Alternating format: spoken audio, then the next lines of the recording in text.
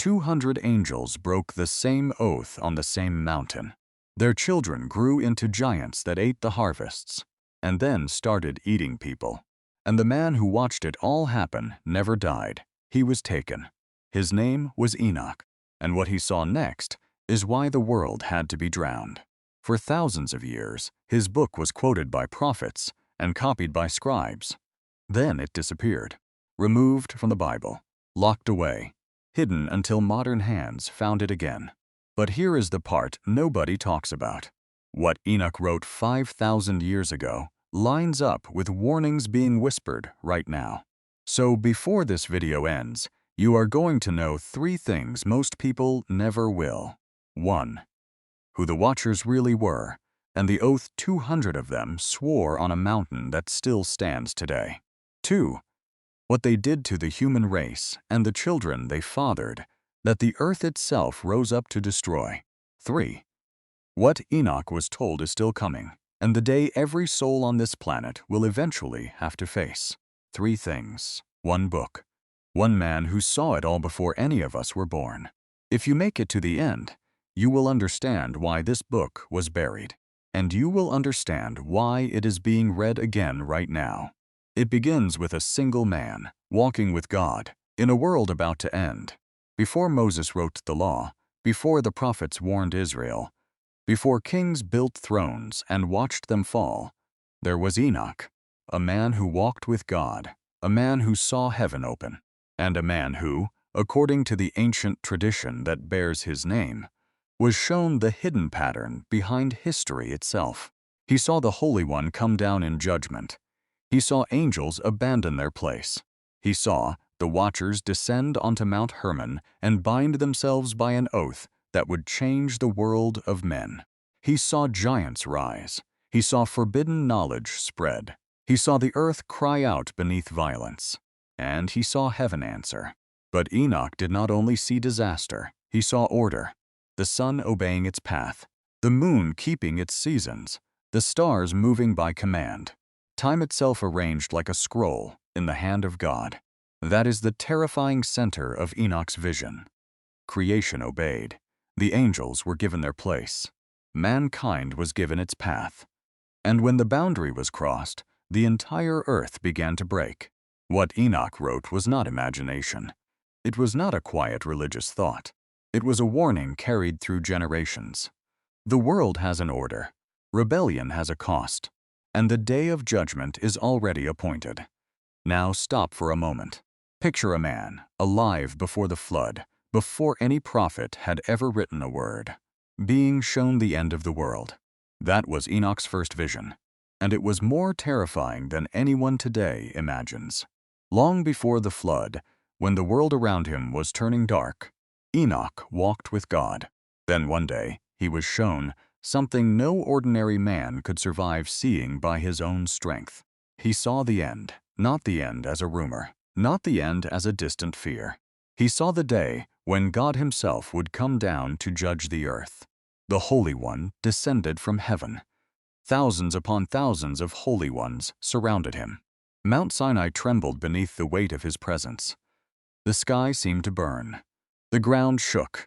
The mountains broke apart like dry clay before fire. Every proud thing that men believed could never be moved began to fail. Enoch understood the meaning of the vision. God was coming to judge everyone. Every sinful act would be exposed. Every harsh word spoken against him would be brought into the light. Nothing hidden would remain hidden. The mountains would melt like wax. The earth itself would split open. Those who had trusted in their own strength would tremble when the Holy Great One appeared. But the vision was not only terror, it was also hope. The righteous would not be destroyed with the wicked. Those who remained faithful would stand beneath God's protection while judgment fell on evil. The world would not be abandoned to corruption forever. It would be cleansed. That was Enoch's first message to the world. The Holy Great One will come. He will not ignore evil forever. And when the appointed day arrives, nothing wicked will survive before him. If judgment was certain, then the next question was the one that haunted Enoch for the rest of his life. What had mankind done to deserve it? The answer was hiding in plain sight, in the very sky above his head. After the vision of judgment, Enoch looked again at the world around him. He turned his eyes to the earth, the sky, the seasons, the trees, the rivers, and the stars. What he saw was simple, but it struck him with force. Everything in creation kept its place. The sun rose in the morning and set in the evening. It did not fail. The moon and stars appeared in their seasons. The winter came when it was appointed. The summer heat arrived when it was commanded. The seasons moved one after another, just as God had ordered them from the beginning. The cedars stood firm. Rivers flowed in their channels. The winds blew in their time. Rain fell when it was sent. Every creature followed the law placed upon it. None argued. None resisted. None tried to become something else. Then Enoch looked at mankind, and the contrast was unbearable. Creation honored its maker, but man turned away. While the sun obeyed, humans chose their own way. While the stars kept their order, people broke the commands given to them. While the mountains stood where they had been placed, men acted as if they could step beyond every boundary. That was the contradiction Enoch could not ignore. How could mankind rebel when even the heavens obey? How could men reject God's order when the whole earth testified to it every day? The world itself became a witness against them.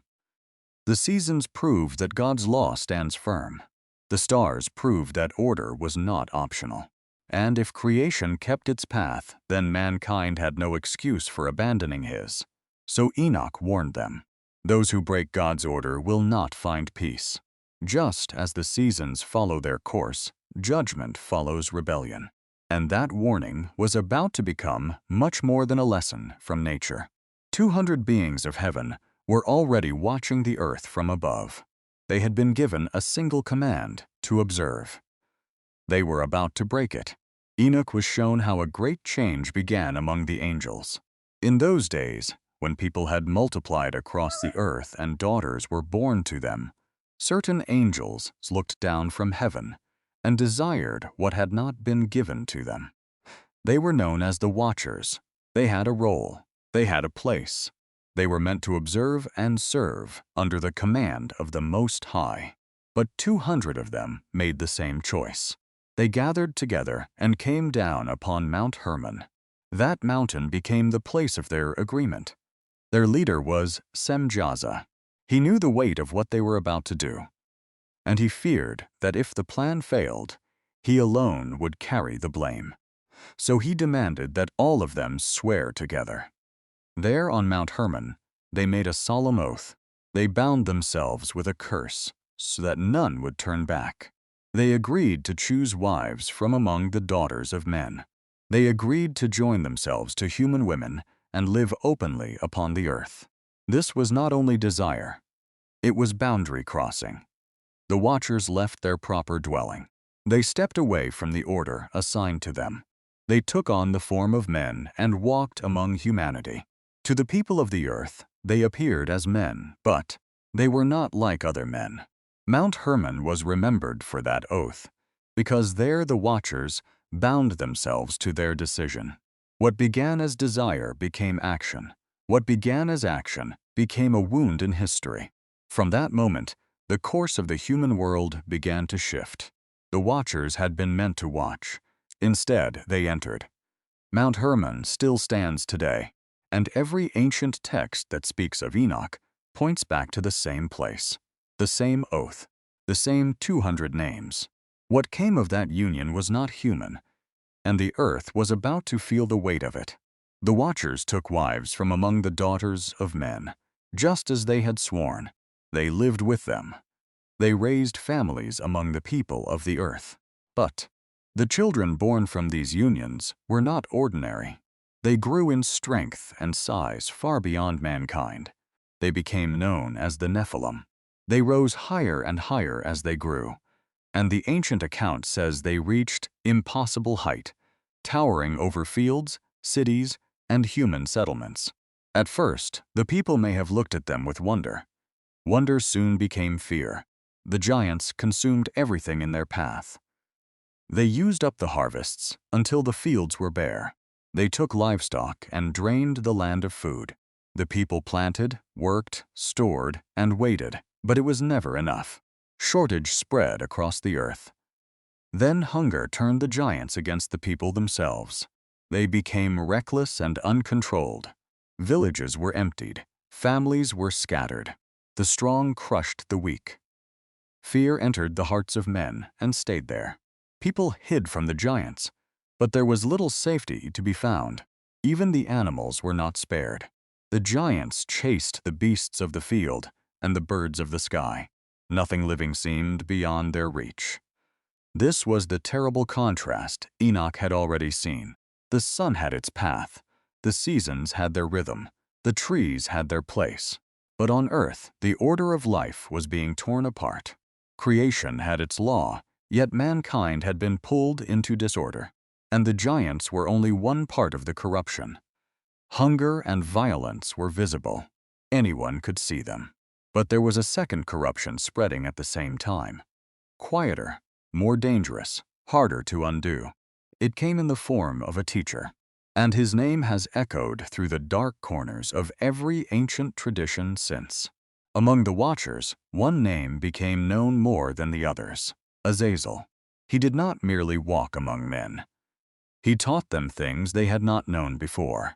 At first, the knowledge may have seemed useful. It may have seemed impressive, but it had not been given to humanity by God. Azazel taught men how to work metal. He showed them how to make swords and knives, shields and breastplates. He revealed how to dig into the earth and bring out ores hidden beneath the ground. With fire and craft, men learned to turn raw metal into weapons. What had once been simple tools became instruments of harm. But Azazel did not stop with war. He taught ornaments and decoration. He showed how bracelets and jewels could be crafted. He revealed colored dyes and ways to beautify the body. Women learned the use of cosmetics to alter their appearance. What had once been natural became adorned, changed, and manipulated. Other watchers spread their own teachings. Semjaza taught enchantments and the cutting of roots for secret uses. Barakiel taught the signs of the stars. Others explained the movements of the sun and the paths of the moon. They revealed hidden knowledge of the heavens, things not meant to be uncovered in that way. Then the human heart began to shift. Instead of honoring the Creator, people became absorbed by what they had learned.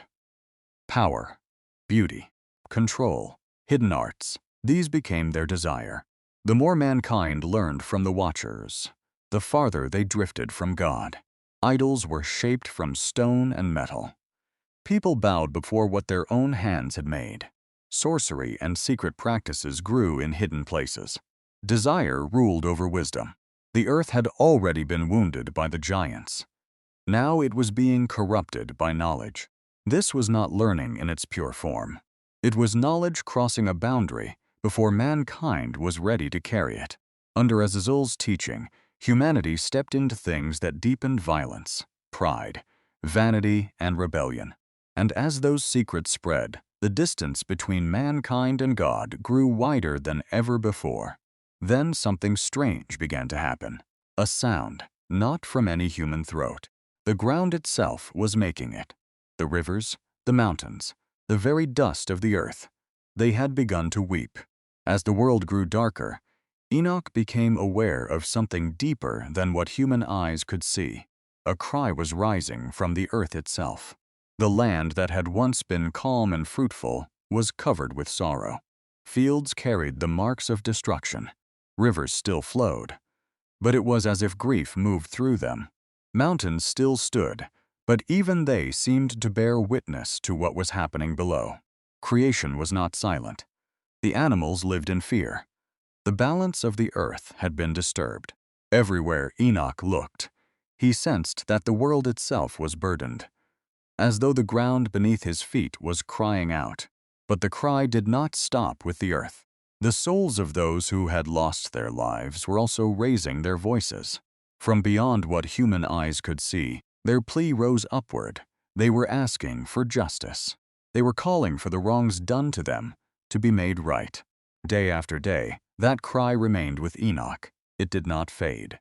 It grew heavier, stronger, impossible to ignore. It rested on his heart as if it belonged to his own family and his own people. Enoch knew something with certainty. A cry like that would not rise forever without being heard. The gates of heaven would not remain closed to such a sound. The Creator of all things sees the earth. He hears what happens upon it. The voice of those who had fallen would reach heaven and stand before God. And when that moment came, the one who rules over heaven and earth would respond. The sorrow of creation would not be forgotten. The cry of the earth would not remain unanswered. Far above, in the highest courts of heaven, 4 beings turned their heads. Michael, Gabriel, Raphael, Uriel, they had heard, and now they were going to do something about it. The cry of the earth rose into heaven, and 4 great archangels heard it. Michael, Gabriel, Raphael, and Uriel stood in the presence of the Most High, each carrying authority and strength. Michael saw the spread of disorder. Gabriel looked upon the suffering of mankind. Raphael felt the wound that covered the earth. Uriel saw the deeper cause behind it all. Together they looked down and saw that the world was no longer at peace. The earth was crying out. The voices of the wounded were reaching heaven. The disorder below could no longer be ignored. So the 4 archangels went before the throne of the Most High. They did not remain silent. They brought the matter before him. They asked that the fallen watchers be called to account. They asked that those who mourned on earth be remembered. They declared that nothing is hidden from God. Every act done on earth is seen. Every secret choice is known. They named those who had led the rebellion, Azazel and Semjaza. They made clear that their actions had brought harm to the world. Enoch was filled with awe. The mighty beings of heaven were not distant from the suffering of earth. They were not unaware. They stood before God and spoke on behalf of creation. Their words rose like incense before the throne. And then the turning point came. Heaven had listened. The cry had reached its mark. The time for silence was over. Then a single command came down from the throne. 4 words. And the moment they were spoken, 2 of the most powerful beings ever to walk this earth were about to be hunted down. Then the Most High gave his command. When God speaks, all creation listens. Michael rose first. In his hands were great chains prepared for that moment. He went to Semjaza and the watchers who had followed him. Their time of freedom had ended. They were seized and restrained, set apart from the world of men. They would no longer walk openly upon the earth. Raphael was sent to Azazel. He led him into a lonely desert place, among sharp stones and deep shadow. There Azazel was shut away. Rocks were placed over him. Darkness surrounded him. He would remain there, separated and hidden, until the final day appointed by God. Gabriel was given another task. He went against the giants, the mighty ones who had filled the earth with chaos. He stirred them against one another. Strength turned against strength. Power rose against power. The giants fell by their own hands, and their rule came to an end. Even their fathers, the watchers, could only look on. The earth would no longer tremble beneath their steps. Enoch saw valleys filled with stones and silent markers. The proud words once spoken by the watchers faded. Their plans had ended. Their influence was broken. What seemed unstoppable had been brought low by the command of the Most High. Disorder was restrained. Darkness was confined. The world began to breathe again, and Enoch understood the lesson. No being, no matter how powerful, stands above the authority of God. Even those who rebel must answer when he calls. The balance that had been broken was being restored. Think about that for a second. Beings strong enough to father giants. Beings who taught humanity how to forge weapons and read the stars. And one command from the throne was enough to chain every single one of them. But chains alone could not undo what had been done. The earth still needed cleansing, and the kind that was coming next had never been seen before. After the watchers were restrained and the giants were brought down, The Most High spoke again. The earth had been filled with chaos for too long. Its balance had been broken. A cleansing would come, not by fire this time, but by water. The world itself would be washed clean. Enoch saw Uriel, the angel of light and fire, sent with a message. He went to the line of Lamech, to a man named Noah. Noah was different from the rest. While many had turned away from God's ways, Noah walked in righteousness. His heart was steady. His steps were faithful. Uriel warned him that a great flood was coming upon the earth. Waters would rise and cover the land. Everything outside the place of safety would be swept away. Noah was told to prepare, to hide himself, and to build what God would show him. The message was urgent. The sky seemed heavy. The air felt changed. The world continued as it always had, but heaven had already spoken. What had been declared above would now unfold below. Then the rain began. It did not fall lightly. It poured without stopping. Day after day, night after night, the waters increased. For 40 days and 40 nights, rain covered the earth. Rivers overflowed. Valleys filled. Hills disappeared beneath rising waves. The giants, once towering and feared, could not stand against the waters. Their strength meant nothing before the flood. Cities vanished. The proud works of men were carried away. Everything outside the place of safety was overtaken. But Noah and his family were secure inside the ark. While the waters rose around them, they were carried above it. The ark moved upon the deep, guided by the hand of God. At last, the rain stopped. The waters slowly settled. When the flood had done its work, the earth was quiet. What had been filled with chaos was washed clean. Enoch saw that this was not only an ending, it was a new beginning. From the waters would rise a renewed world, a world given another chance to walk in the order set by its Creator. And yet, in the dark places where the watchers had been chained, something stirred. They had heard about Enoch. They had heard he still walked with God. And from their prison, they sent him a message no one expected. Before Enoch was taken from the earth, he was given one more responsibility. The watchers, now restrained in darkness, heard that Enoch still walked among men and had favor with God. They had once been mighty, but now they were troubled. They could no longer move freely. They could not return to their former place. So they sent a request to Enoch. They asked him to speak on their behalf. They hoped he might carry their words before the Most High. If anyone could stand between them and judgment, they believed it would be Enoch, the one who walked closely with God. Enoch went to them and listened. Their voices were no longer proud. The confidence they once carried had faded. They asked him to write a petition and seek a change in their condition. Enoch agreed to carry the request, but he already understood the deeper truth. When God makes a decree, it stands. Still, Enoch wrote down their words and brought them in prayer before the Lord. Afterward, he received the answer. Then he returned to the watchers and spoke plainly. His voice was steady, not cruel, but clear. The decision of the Most High would not be reversed. What had been declared would remain. They would stay in the place appointed for them until the final day set by God. Even the most faithful servant could not change the will of the Creator. Authority belonged to God alone. No plea, no argument, no request could move what had already been established. Enoch recorded everything faithfully. He did not add hope where none had been given. He did not soften the message. He wrote that the righteous would live in peace and obedience, while those who chose rebellion would not continue in the renewed world.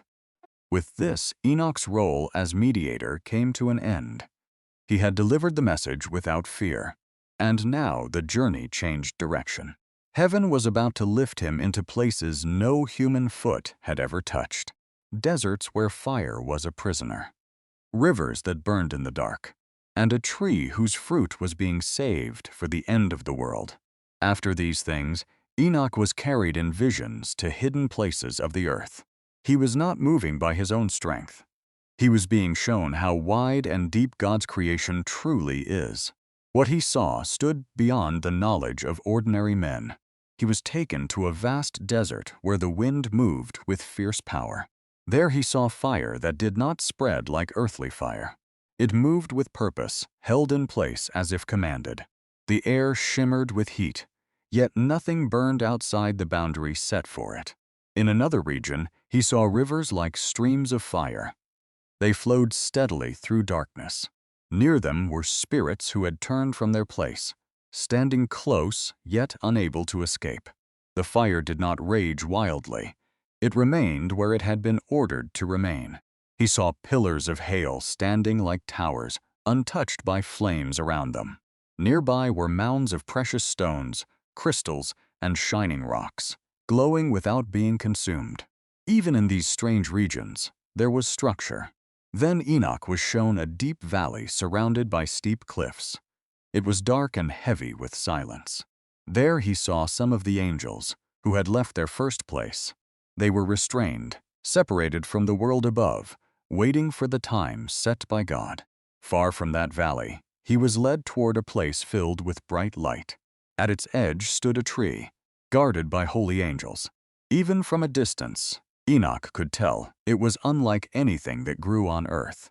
As Enoch moved from place to place, he understood that God's creation holds both beauty and reckoning. There are places of light and places of confinement, places of promise and places of judgment. Nothing exists without purpose. He remembered the rushing fire, the shining stones, the silent valley, and the guarded tree. These things were not shown to him as wonders only. They were shown so that people on earth would understand that creation is larger, deeper, and more ordered than they imagine. Of every wonder he saw, the angel beside him paused only at one, the tree, and what the angel said next was the reason it was guarded so carefully. Enoch's journey continued into a place filled with pure light. The air was clean and calm. There was no fear there, no sorrow, no sound of trouble. In the center of that bright land stood something more beautiful than anything he had seen. The tree of life. Its leaves shone like clear crystal. They did not fade. Its fruit glowed with a soft, living light, as if life itself moved within it. The tree stood tall, strong, and untouched by decay. It was not like the trees of earth. It was set apart. An angel stood beside Enoch and explained that the tree was being kept for a future time. After the day when all things are set right, it would be given to the righteous. Those who remained faithful would eat from its fruit, and whoever ate from it would receive life that does not end. Enoch was moved with both joy and sorrow. Joy because such a promise existed. Sorrow because he knew how easily human hearts turn away from what is pure. Many chase power. Many chase pleasure. Few seek what is holy and lasting, yet the tree remained. It waited patiently, rooted in perfect light, carrying healing not only for people but for the earth itself. It was a sign that mankind's story would not end in ruin. The angel told Enoch to remember this and carry the message back. There is an inheritance prepared for the righteous. There is something beyond what human eyes can see. The present world is not the final chapter. Enoch saw angels gathered near the tree. They held golden cups and drank clear water beneath its branches. Their voices rose in praise. They rejoiced in the life that flowed from that place. Even after rebellion, after the flood, after all that had gone wrong, God had prepared something beautiful for those who remain faithful. The tree of life stood as a promise. One day, the world would be restored, and life would continue in peace without end. The faithful would taste from that tree. But what about those who refused it? The kings, the rulers, the powerful men who had spent their lives bowing to no one? Enoch saw them too, and he saw what was coming for every single one. Enoch was shown another vision, this time of the future. He saw kings on high thrones. He saw rulers dressed in rich clothing. He saw strong men who believed their power would never fade. They looked down on the faithful and treated them with pride and harshness. The righteous seemed small beside them. They had no armies, no grand halls, no heavy crowns. Some were ignored, Some were pushed aside. Some were spoken against. For a moment, it looked as if the proud would remain above them forever. Then a voice rang out across the vision. The proud would not remain where they stood. Those who lifted themselves high would be brought low. Thrones would not stand forever. Crowns would not remain on every head. Enoch saw the reversal begin. Seats of power shook. Places where injustice had ruled began to crumble. Those who trusted only in their own strength became confused and unsteady. The earth itself seemed to breathe easier, as if it had been waiting for this moment. The words of the proud would not be forgotten. Their secret choices would not remain hidden. The high places of wrongdoing would be laid low. Nothing built on pride would last. But for the righteous, a different future was prepared. Their hands would not remain empty. Their days would not be wasted. The shame placed upon them would not remain. Those who stood firm when treated unfairly would be lifted up. Mercy would rest upon the humble. Joy would replace sorrow. Enoch wrote this parable so the faithful would not lose heart. The Holy Great One would bring peace to his chosen ones. He would set things right in full measure.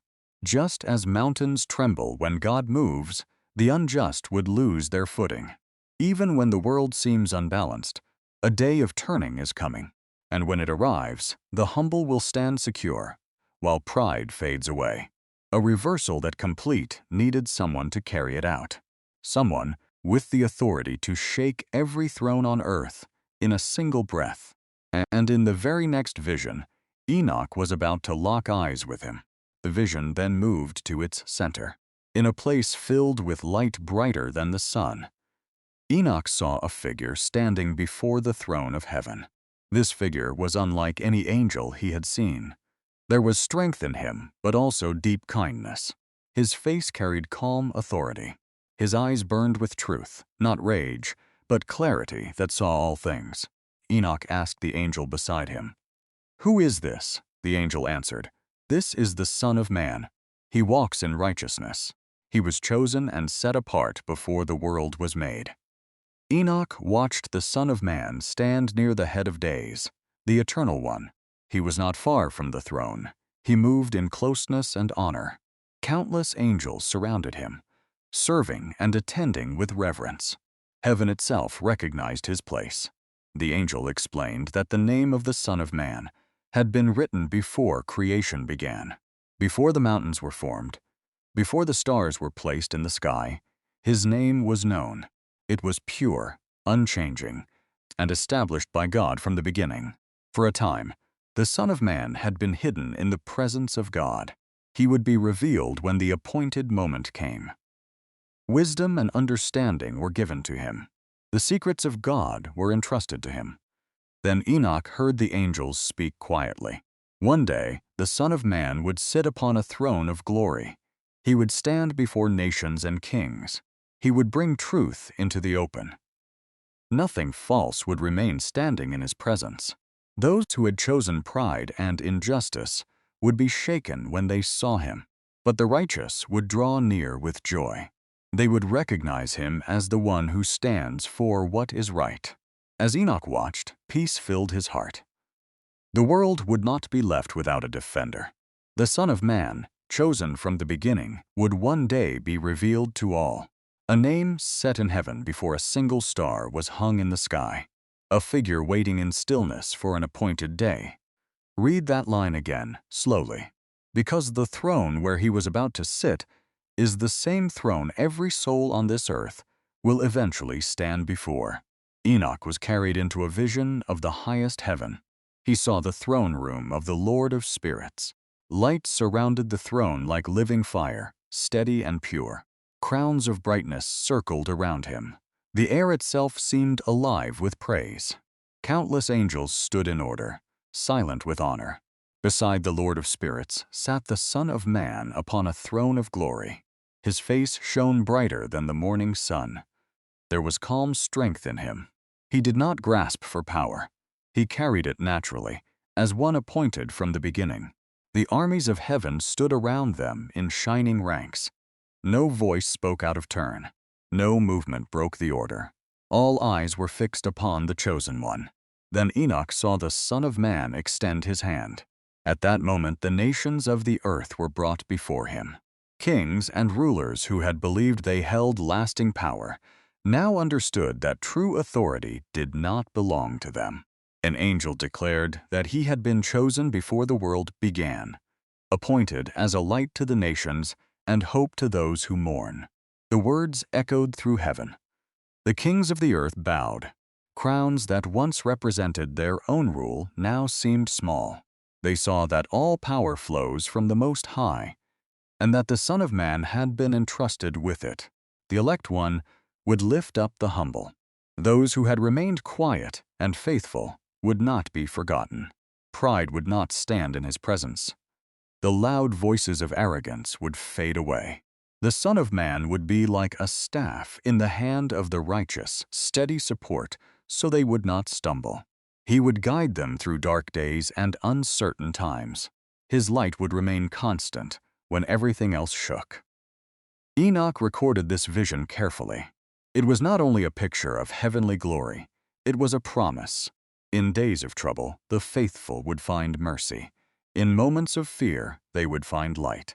The elect one, chosen from the beginning, would stand as their strength forever. But what does a throne like that look like to the men who built their lives on smaller ones? To the kings, the generals, the rulers who never bowed to anything? Enoch saw their reaction, and it was the moment every empire in history learns the same lesson too late. The vision now narrowed on to the rulers themselves. Enoch had already seen pride brought low in a sweeping reversal, but this time he saw it close up, face by face, throne by throne. These were men who had commanded armies, built cities, gathered gold, and spoken as if their words were law. They trusted in strength, wealth, titles, and their own wisdom. But then something greater stood before them. The light of the Son of Man grew brighter, surrounding them like a rising sun that could not be dimmed. It filled every corner. No shadow remained for hiding. One by one, the mighty searched for escape. They turned to their wealth. They turned to their gods. They turned to their titles. None of it helped. Their riches lost value in a moment. What had seemed solid became like dry straw carried away by heat. Crowns slipped from their heads. Strong voices grew quiet. Confidence drained from them like water sinking into the ground. They faced the truth of their own choices. They had ignored the Lord of Spirits. They had turned away from His Anointed One. They had trusted in themselves instead of honoring the One who gave them breath. Now they stood without excuse. No human hand could protect them. No alliance could shield them. No title could restore what had been lost. The hidden thoughts of their hearts were brought into the open, and in the silence that followed, the earth itself began to change. The harsh rule that had pressed on it for so long began to lift. Palaces grew quiet. Voices that had filled them with arrogance fell still.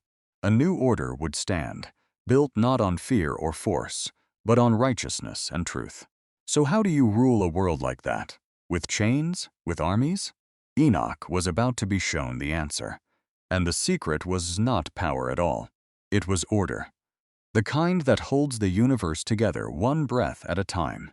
The vision did not grow dim, it widened. Enoch was lifted beyond the earth again, into places where the skies seemed deeper than any night he had known. Mighty angels stood ready to guide him. They did not speak carelessly. They showed him hidden things, mysteries few had ever seen. He saw how the forces of creation move. There were storehouses prepared for the winds. Some winds were gentle, sent to refresh the earth.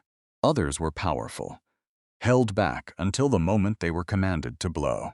He saw chambers where thunder was kept, and places where lightning waited like a servant ready to be sent. Nothing moved on its own.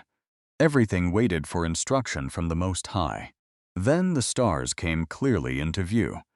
They were not scattered lights without purpose. Each one followed a path set long ago. Their courses were steady and measured. Enoch also saw that even among the stars, there were those that had stepped out of order. These were set apart and restrained in their own place, like the fallen watchers below. They stood as a sign that order is not optional in heaven. The angels explained that every planet, every cycle of light and darkness, every rising and setting is governed by law. The heavens move with precision. Seasons do not forget their time. The sun does not wander. The moon does not choose its own course. Nothing in heaven escapes the rule of the Almighty. From the smallest star to the greatest light, all answer to His command.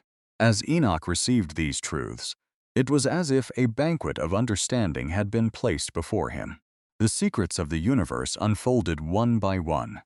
Heaven itself stood as a witness against disorder. Its beauty was not random. Its harmony was held together by the will of God. Look up tonight at the stars. Every single one of them is moving along a path it never chose. That was the truth Enoch was being shown. And inside the deepest chambers of heaven, even more was being kept in reserve. Far beyond the courses of the stars, Enoch was carried deeper still. He saw chambers filled with shining winds. They moved softly inside their boundaries, waiting for the moment they would be sent across the earth. Some were appointed for the seasons. Others were held back for times known only to God. In another place, Enoch saw great reserves of waters set apart. These were not ordinary rivers or seas. They were held in readiness inside vast spaces. He understood that even the waters answer to command. They do not overflow without instruction. They remain where they are placed until the appointed time. Then he was shown something even more personal, a chamber where records were kept. The lives of men were written with care. No path was overlooked. No decision disappeared. No moment was forgotten. The record was not confused, but ordered with perfect clarity before the one who rules over all. Enoch also saw the place where the light of days is kept. It shone steadily and did not fade. Nearby were fountains flowing with heavenly wisdom. The angels explained that this wisdom is given to those who truly seek it. It is not forced upon anyone, but it is available to those who thirst for understanding. Then an angel showed him a gate of the sun, like a golden doorway in the heavens. Enoch watched the sun enter at dawn, rising exactly when it was meant to rise. Even the daily light that warms the earth follows a path set from the beginning. These sights humbled him. The movement of the sun, the turning of seasons, the breath within a human body, all are under divine care. Nothing is forgotten. Every treasure of heaven serves a purpose. Every storehouse supports the order of creation. The hidden things of heaven were not stories. They were active realities sustaining the world day by day. And above them all was the wisdom of the Most High, holding every treasure in perfect balance. A chamber where every life is written, every choice, every word, the wind, the water, the stars, the days of every person on this planet, all already filed in heaven. So what happens when the books are finally opened? Then the vision reached a higher point. Enoch saw a vast assembly unlike anything before. The earth and heavens seemed to open together. From every direction, multitudes appeared. Those who had long rested in the dust rose up, clothed in garments bright and clean, like white linen glowing in light. These were the righteous. They gathered before the throne of the Lord of Spirits. Their faces were filled with joy, not fear. Their prayers, once whispered in quiet places, had been heard. Their faith, once questioned by others, was now openly honored. They stood together as one people in peace. Around them, angels moved in order. Books were brought forward. Records were opened. Nothing was rushed. Nothing was confused. Then Enoch saw another group standing apart. These were the ones who had chosen their own way and turned from what was right. Their confidence had vanished. The boldness they once showed on earth was gone. Before them hovered a blazing presence like a sword of fire, impossible to ignore. Names were called from the book of life. Those whose names were found remained in the place of light. Those whose names were not found were separated and led away to deep, shadowed places far from the joy of the assembly. A strong voice echoed across the gathering. Let the wicked speak no more. Let their proud words come to an end. The noise of rebellion ceased. The boasting that once filled the earth was silenced. The final judgment was complete. The righteous received lasting joy. Light surrounded them. Peace rested upon them. The others were removed from the assembly, separated from the glory they had ignored.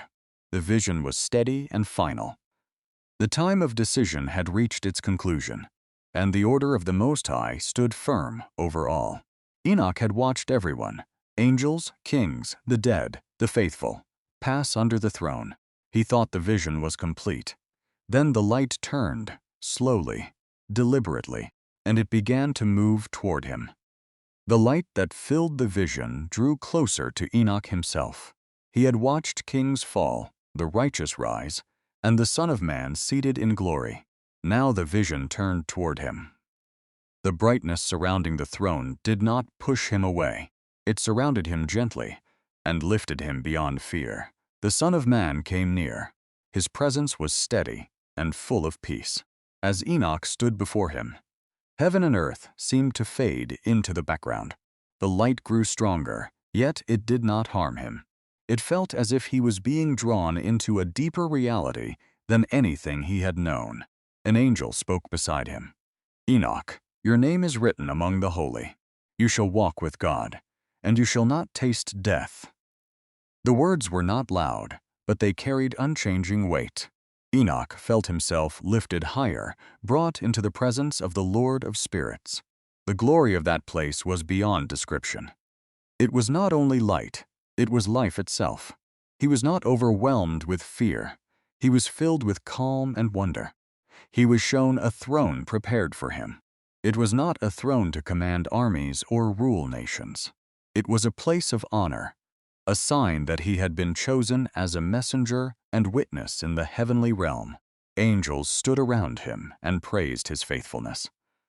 They honored the path he had walked on earth. In that moment, Enoch saw that his journey had always been leading here. He would not remain bound to the dust like other men. He would be hidden in the presence of the Lord, kept among the holy ones. He would share in the glory of the Son of Man, not as an equal, but as one brought close to him. The visions he had received were not only for his own time. They would speak to generations yet to come. When Enoch came out of the vision, the world felt temporary beneath his feet. The ground below and the sky above seemed small beside what he had seen. His time on earth was sacred, and it had a purpose greater than himself. Then Uriel took him by the hand. There was more to see, not thrones, not assemblies, doors. Massive golden doors set in the wall of heaven itself. And the Son was about to walk through one of them. A new vision began, not of thrones or assemblies, but of the heavens themselves. Uriel came to Enoch and led him toward the far edge of the sky, to the east where light first appears each day. There Enoch saw something hidden from human eyes. A great gate set in the wall of heaven.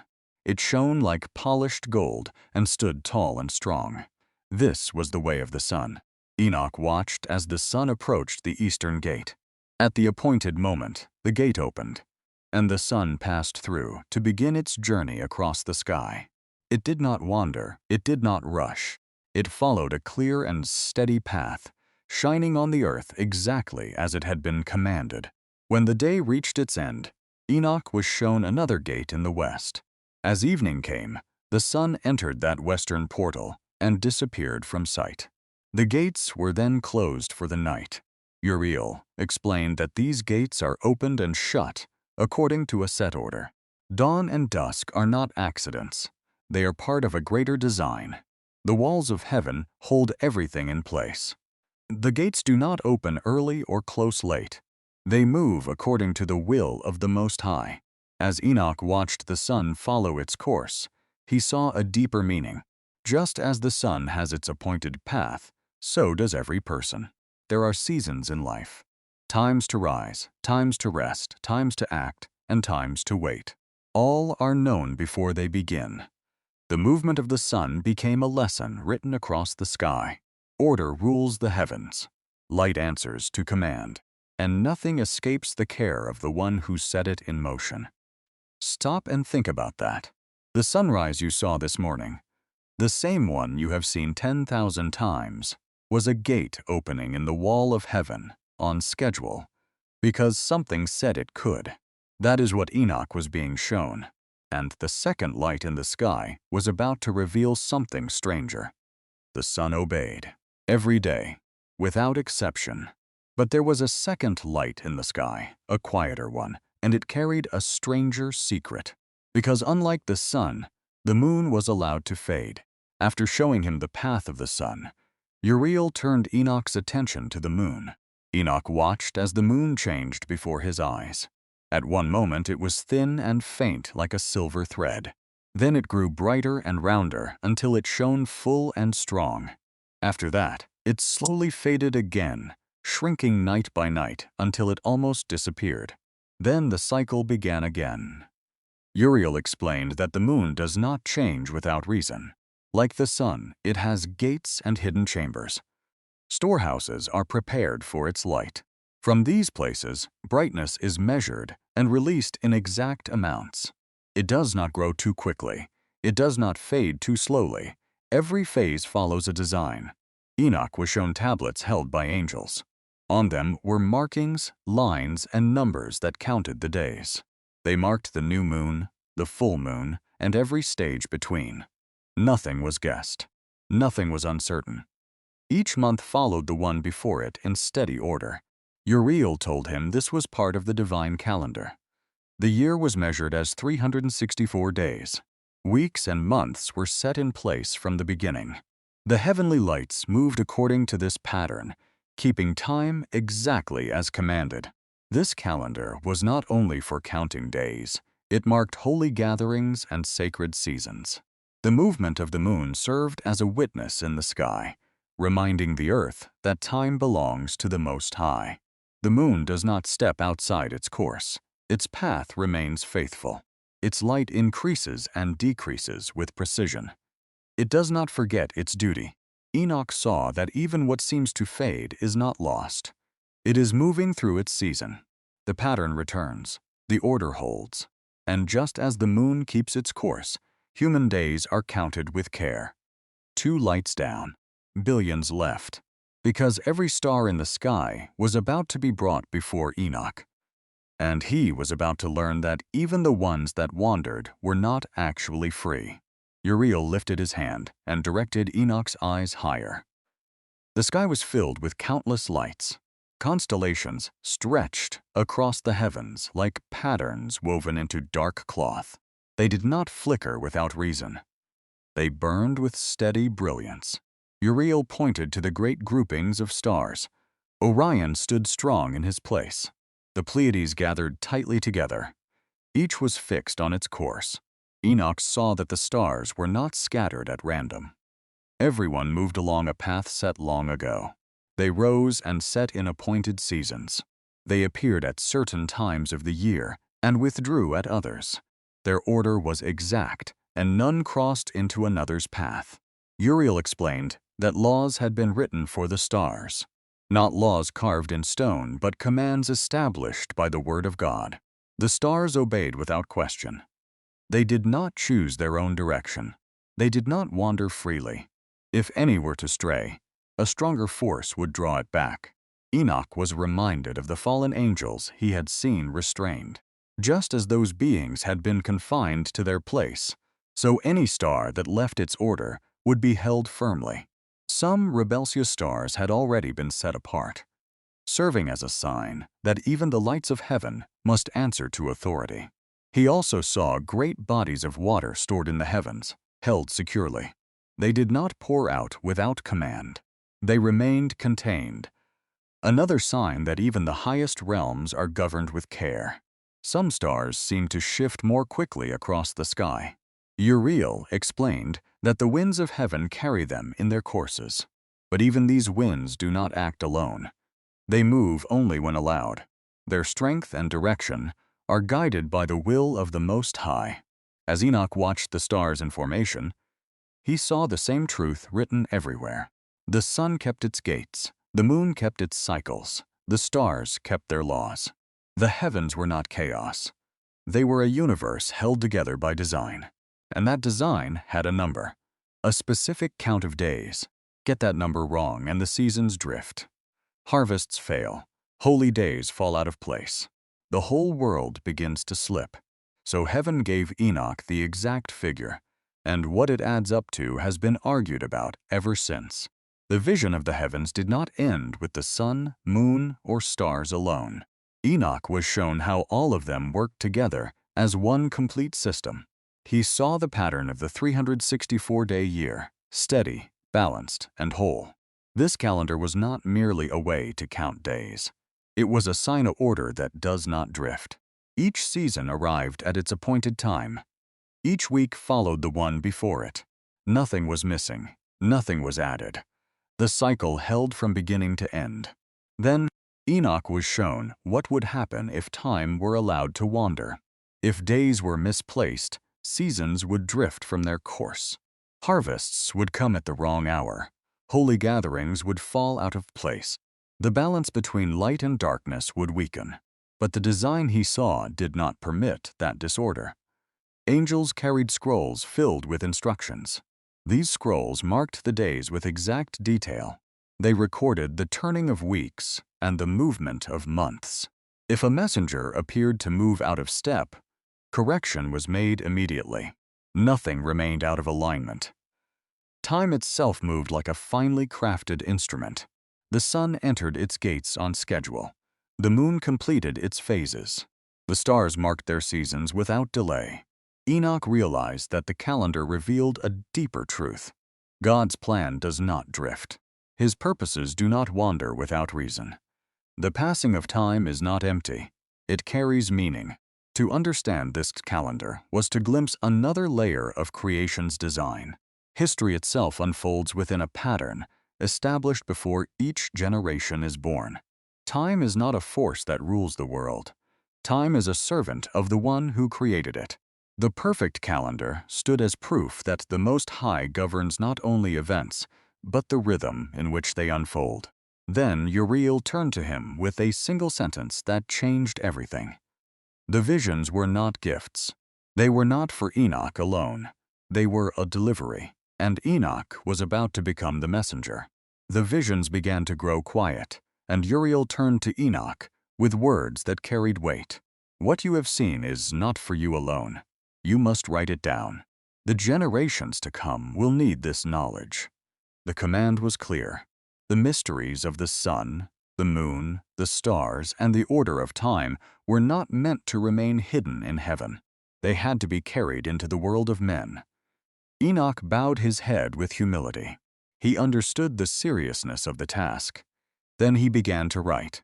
He recorded the gates of the sun and how it rises and sets. He described the chambers of the moon and the rhythm of its cycles. He wrote carefully about the 364-day year, the weeks set in order, and the seasons fixed in their places. He wrote of the stars, their paths, and the laws that guide them. He noted that even those that strayed were held in their proper place. He explained how the winds, the waters, and the lights of heaven all move according to command. As he wrote, Enoch felt the weight of the trust placed upon him. He was not a king.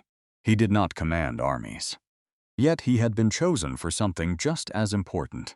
He was to be a witness, a scribe, a voice carrying heaven's order into the world. At times he paused and looked up at the sky, remembering what he had seen. Then he continued, careful not to alter what had been revealed. These were not stories shaped by imagination. They were truths shown with purpose. Let those who do not know learn. Let those who remain faithful find joy in understanding. His words were meant to guide, remind, and steady hearts in times of confusion. His life was no longer only about walking with God in private. It was about preserving what heaven had entrusted to him.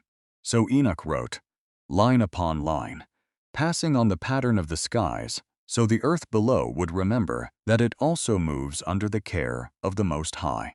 That night the writing stopped. Sleep took him, and in the dark behind his eyes, a single image appeared, a wide green field, and at the center of it, One bull, white as snow, standing completely alone. The whole story of mankind was about to play out in front of him, in animals. Sleep came over Enoch again, and with it another dream. This vision was different. It did not show him heavenly gates or chambers of light. It came in symbols like a story told through living images. He saw a white bull standing alone in a wide field. It was strong and pure, untouched by stain. This bull represented the first man, formed in innocence. From it came other bulls, spreading across the land as humanity multiplied. Among them, Enoch saw 4 smaller bulls set apart. They stood close together, distinct from the rest. He recognized them as symbols of the sons of Noah. Around them, the world grew restless. The ground shifted, the sky darkened, the air carried a sense of coming change. Then the waters rose. In the dream, it was not only rain, but a great sea of chaos covering everything. The creatures that filled the land were swept away as the waters spread. They struggled against the rising tide, but the waves were too strong. Enoch watched as the flood covered the earth. What he had seen before in vision now appeared again in symbol. The flood was not random. It was the answer to a world that had turned from order for too long. When the waters settled, the land appeared empty and dry, stripped bare, and waiting for life to begin again. But in the midst of it all, one white bull remained safe. It had not been overtaken. It stood quietly, preserved through the chaos.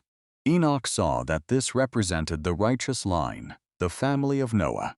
Though the world had changed, they were kept secure. Even as other beasts fought and fell in the dream, protection remained over the pure line. Mercy and purpose still guided events. The flood was not the end. It was a turning point. Though the waters covered the earth, those chosen for renewal were guarded.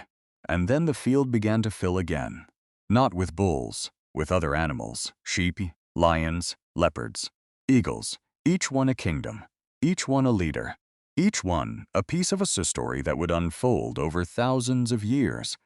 And Enoch was watching it before any of it had happened. The dream continued, and all of history appeared before Enoch as a field filled with animals. Men were no longer shown as men. They appeared as beasts of many kinds, each symbol carrying meaning. Above them, Enoch saw stars shining in the sky. Each star had a name. He understood that these stars represented the Watchers, the angels who had once descended. They looked down on the field, observing what unfolded below. On the earth, he saw a group of white sheep.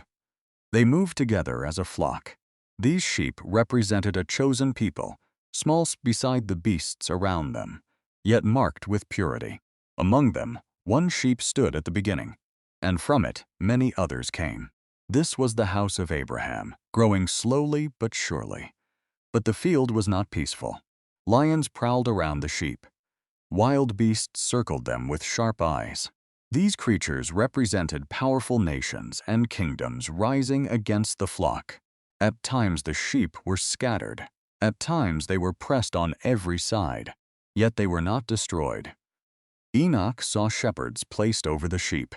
Some cared for them and led them to safe ground. Others were careless, allowing harm to come near. These shepherds represented leaders and kings who either guided or failed to guide the people. Then Enoch saw a great shepherd raised up by God. This shepherd was firm and faithful. He led the flock with strength and direction. Through him, the sheep found their way again. Enoch knew this symbol pointed to Moses, the one appointed to guide the people out of danger and into promise. The vision moved like a story across generations. Lions, leopards, birds, and other powerful beasts appeared, representing kingdoms that rose one after another. Some conquered, some ruled harshly, yet each passed away. The sheep often seemed small and surrounded, but an unseen hand guarded them. When danger grew too great, help came. When they were scattered, they were gathered again. History itself moved across the field like a long procession. Kingdoms rose and fell. Leaders came and went. But the flock endured. Their story was guided by a purpose greater than any empire. Then the lions closed in. The flock looked finished. And one sheep, smaller than the rest, took a single step forward and walked straight toward a river that should have killed every animal that touched it. The dream moved forward. Among the flock, one sheep rose with unusual strength. It did not appear greater in size, but it carried authority. It listened, as if hearing a distant cry carried by the wind. From near a great river, the sound of suffering reached its ears. This sheep stepped forward. It had been chosen to lead. Though powerful beasts surrounded the flock, it did not retreat. The lions that had circled the sheep roared with anger.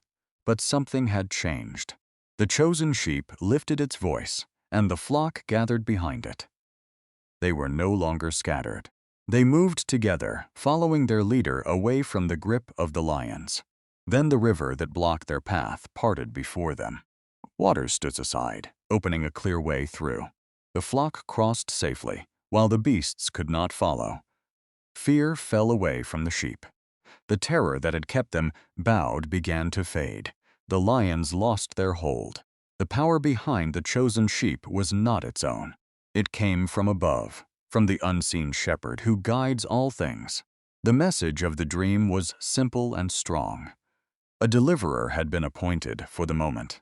He spoke as if saying, "Let my people go," and the field itself responded. The flock moved away from bondage and toward promise. Dangers would still come. The wilderness would still test them. But they were no longer without direction. Enoch felt joy rise within him. The sheep are never abandoned. Even when surrounded by wolves and lions, a deliverer is raised. The hand of the shepherd remains over his flock, leading them through waters and across wilderness into freedom. The lions were finished. But the field never stays empty for long. Already on the far edge, new shadows were rising, faster, bigger, hungrier. 4 kingdoms in a row were about to take the world, and each one would be sure they were the last. The dream did not slow. The field became a place of constant struggle. Fierce beasts rose one after another, each powerful in its season. First came a leopard with wings spread across its back. It moved quickly, striking without warning. Its speed and sharp teeth allowed it to seize control of the land. But it did not remain alone. From another corner came a creature with great tusks and heavy strength. It pushed forward with force, driving the winged leopard aside. The land trembled under its weight. Then a massive bear appeared, rising with power and hunger. It swept through the field, scattering what remained. Its paws were strong, and its roar echoed far. Yet even the bear's season did not last. After it came a dreadful leopard, larger and more fearsome than the first. It moved with discipline and control, conquering territory with careful steps. Its drool stretched wide, and it seemed no creature could stand against it. Enoch recognized these beasts, not by their names but by their shapes, colors, and weapons. Each represented a kingdom rising to power. Each defeated the one before it. Each believed its rule would never end. But one by one they weakened. The winged leopard lost its speed. The tusked beast grew tired. The bear's strength faded. Even the dreadful leopard began to age. None could hold the field forever. Through every clash of teeth and claw, one small lamb remained. It did not dominate. It did not conquer, but it stayed faithful. While the beasts grew heavy with power and pride, the lambs survived quietly. Enoch saw the lambs gather in the wilderness, nourished not by the beasts, but by help from above. The dream made the truth clear. No rule built on force lasts forever. Kingdoms rise in strength and fall in weakness. Power passes from one hand to another, but faithfulness remains. The small and faithful outlast the mighty when their trust rests in the unseen shepherd. Look at the empires you can name right now. Rome, Babylon, the British Empire. Every one of them was certain it would last forever. Every one of them is gone. That was the truth Enoch was being shown 5,000 years ago, before any of them existed. And he was about to see one more rise, the worst of them all. And just when it seemed the worst beasts had passed, something far worse appeared, not from outside the flock, from inside it. A betrayal Enoch did not see coming, and the appearance of a creature so dark it shook the entire field. The dream moved toward its final conflict. Among the flock, new shepherds appeared. At first, they seemed appointed to guide the sheep, but their actions revealed something else. Instead of protecting the flock, they struck it. Instead of leading it to safety, they scattered it. The sheep grew thin and weary under their care. These shepherds acted for themselves. They allowed harm to come near. Some even drove the sheep from their own pasture. The field became confused, and the flock no longer knew whom to trust. Then Enoch saw a strange sign. From the eyes of the corrupt shepherds came flashes like fire. It was not guiding light. It revealed hidden motives.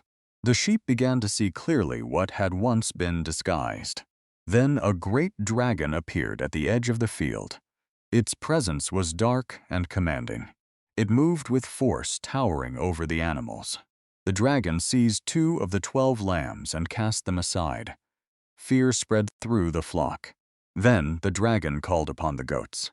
Animals mixed among the sheep, but not sharing their nature.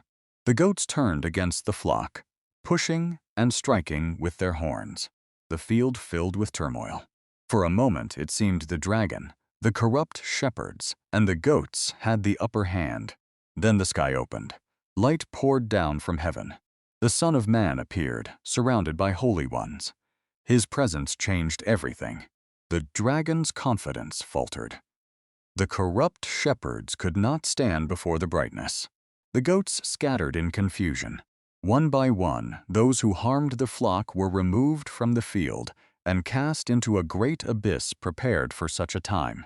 The dragon's power was broken. The goats no longer trampled the sheep. The false shepherds were no longer allowed to rule. The field grew quiet. The scattered sheep were gathered. The air felt clean again. What had been trampled was restored. The dream did not end in chaos. It ended in renewal. The true flock stood safely beneath the care of the rightful shepherd. But the dream had one final image to deliver, and it was not on the field at all. Enoch lifted his eyes, and what he saw coming down out of the sky was unlike anything any human being had ever imagined. After the field had been cleared and the false shepherds removed, Enoch lifted his eyes. Something descended from above. It was not a cloud, a storm, or a flame of fire. It was a city. Slowly, with steady brightness, a great city came down from heaven. It did not look like the cities of men, built with fear and defended by walls of war. This city shone with peace. Its walls gleamed like polished gold. Its foundations were set with precious stones, each clear and radiant. Enoch saw that the city had 12 gates. Each gate stood open, welcoming those who approached. They were strong, but not closed in defense. They spoke of order and beauty, not threat. No enemy remained outside. At the center of the city stood a great temple, shining brighter than everything around it. It was built for the rescued sheep, the faithful who had endured through every age. Its pillars were steady. Its courts were wide. No shadow lingered there. In the middle of the city, Enoch saw a living spring. Clear water flowed from it, bright as crystal. It did not run dry. It moved gently through the city, bringing life wherever it touched. Then the sheep began to enter. They were no longer scattered or afraid. They walked with confidence, led by the shepherd. The Son of Man stood among them, guiding them through the gates. There was no dragon, no beasts, no corrupt shepherds, no voices of fear. Inside the city, peace ruled. Not fragile peace, easily broken, lasting peace. The people lifted their voices in joy. Some sang. Some bowed in gratitude. Some simply stood in wonder. They were home. God Himself was present among them, not distant, not hidden. His glory filled the city like morning light. The lambs who had wandered through wilderness now rested in safety. Tears were replaced with joy. The struggles of past generations seemed small compared to the peace before them. The city stood firm, prepared and completed by God. Every stone had purpose, every gate had meaning. Nothing was unfinished. After wars and floods, beasts and dragons, kings and shepherds, this was the final image given to Enoch, a home prepared by God himself. When Enoch awoke, the memory of the city remained clear in his heart. History's trials were not the final word. Beyond every struggle, a dwelling place awaited the faithful. The story closed not in chaos but in promise. Enoch sat with that vision for a long time, a flood, a dragon, a descending city. He had seen the entire arc of human history in a single night, and now he needed to write it down, not as scattered images, but as something the world could measure. So he picked up the pen and he began to count time itself. After the visions of beasts and cities, Enoch began to set his thoughts in order. He did not simply repeat what he had seen. He arranged it like a pattern, like time itself laid out in stages. He spoke of weeks, not ordinary weeks of 7 days, but weeks that represented ages. Each week was a chapter in the story of mankind. Together, they formed 10 great periods measured and known from the beginning. In the first week, righteousness shone in its early light. It was the time of beginnings, when the promise of life was first given, and the roots of faith were planted. In the second week, growth and struggle moved side by side. People multiplied, and the world began to reveal both beauty and disorder. Choices were made that shaped the future. In the third week, a man was chosen as a plant of righteousness. From him would grow a line set apart, a house that would carry the promise forward through generations. In the fourth week, law and guidance appeared. A path was given to help people walk rightly. Order was set before the nation chosen to carry the light. In the fifth week, a house of glory was built, a temple in honor of the Most High. It stood as a sign that God dwells among his people, though even that house would face change. In the sixth week, trouble increased. Kingdoms rose in pride. The temple would face destruction. The faithful would be tested as confusion grew. In the seventh week, a chosen group would arise, set apart for righteousness. They would stand firm when others drifted. Knowledge and truth would be written clearly for those who desired to learn. In the eighth week, justice would come. A sword would be given, not for chaos, but for truth, to set things right. A new house would be built, greater than the first. In the ninth week, righteous judgment would be revealed openly. The works of those who turned from what is right would be brought into view. The world would begin to see clearly. Then came the 10th week, the final stage. In that week, the heavens would open. A great renewal would take place. The powers that caused disorder would be removed. Righteousness would no longer struggle to survive. It would reign. Beyond these 10 weeks, Enoch saw an age without end, a time when goodness remains steady and peace does not fade. This was the secret of weeks. It was the framework for everything he had seen: the flood, the kingdoms, the shepherds, the city, the judgment, and the promise. History was not scattered. It moved forward step by step, like days counted on a scroll. At the end of the final week, the renewed world remained certain. So look at the world around you and ask which week we are standing in. That is the question Enoch's framework forces every generation to answer. And the closer the count gets to 10, the more urgent his next words became. Because some of the people listening to him were marching directly into the wrong side of it. After setting out the pattern of the weeks, Enoch turned his voice toward those who had chosen a different path. His words became direct. They were not spoken in anger, but in warning. He had seen too much to remain silent. Woe to those who walk blindly. Woe to those who guide others yet do not see the way themselves. He warned those who build their houses with wrongdoing, who gather wealth without righteousness, who trust in silver and gold as if those things can save them. Their treasures would not protect them on the day of judgment. He warned those who twist justice, those who harm the righteous, those who speak lies and hide behind smooth words. Every secret act would be brought into the open. No shadow would be strong enough to cover them. Enoch also warned those who mocked patience and faithfulness. They believed the righteous were weak because they did not strike back. They believed mercy was foolishness because it did not look like power. But Enoch had seen the end of pride. He had seen thrones fall. He had seen crowns lose their meaning. He knew that the strength of the wicked lasts only for a season. He also warned those who rejected wisdom. The heavens declare order. The earth bears witness. The seasons speak without words. Yet men still turn aside and choose confusion. To reject wisdom after seeing creation's testimony was not ignorance, it was rebellion. Still, Enoch's warnings were not empty threats. They were calls to return. He spoke so that people might turn before the appointed day arrived. He wrote, so that the faithful would endure and the proud would be shaken awake. The message was clear. There is still time to choose righteousness, but there will not always be time. That was the warning. But Enoch had not forgotten the people who had already chosen rightly. The ones still suffering for it. The ones being mocked, ignored, pushed aside while they kept walking the narrow road. To them, his voice softened, and what he said next was meant to hold them up for the rest of their lives. After the warnings, Enoch spoke comfort to the righteous. He knew they would suffer in a world filled with pride. He knew they would be mocked, ignored, pushed aside, and treated as if their faithfulness had no value. So he gave them words that looked beyond the present age.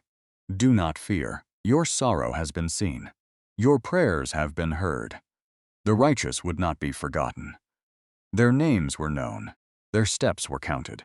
Their tears were not wasted. Even when they seemed small before rulers, beasts, and violent powers, heaven had not lost sight of them. Enoch told them that peace was prepared for those who remain faithful. Not the fragile peace of the world, dependent on rulers, wealth, or safety, but the peace that comes from the Most High. The proud would fade, but the righteous would endure. The wicked would lose their footing, but the faithful would stand. The chosen would receive light, joy, and rest.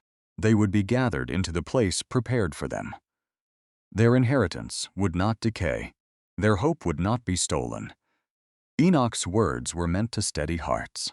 When injustice seems strong, remember the vision.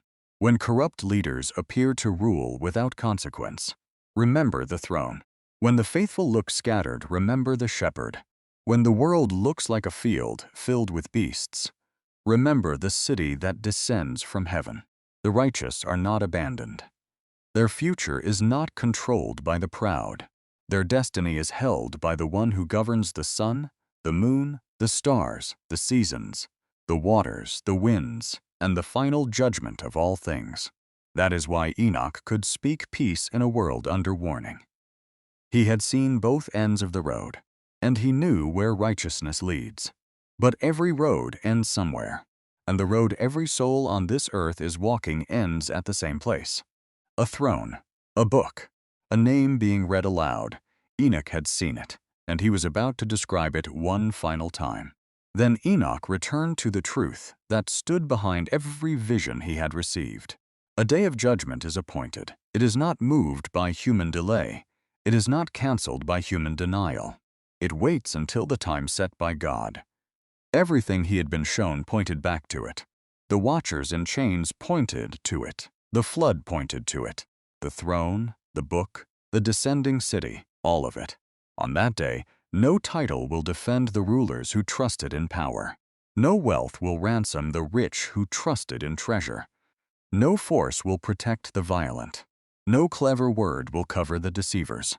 The same order that holds the heavens will hold the judgment, and nothing will be confused, overlooked, or mistaken. Every cry of the earth will be answered. The violence done by the giants, the corruption spread by forbidden knowledge, the harm caused by unjust rulers, and the suffering of the faithful. All of it carried before the Most High at last. This was the weight of Enoch's message. History is not a circle of accidents.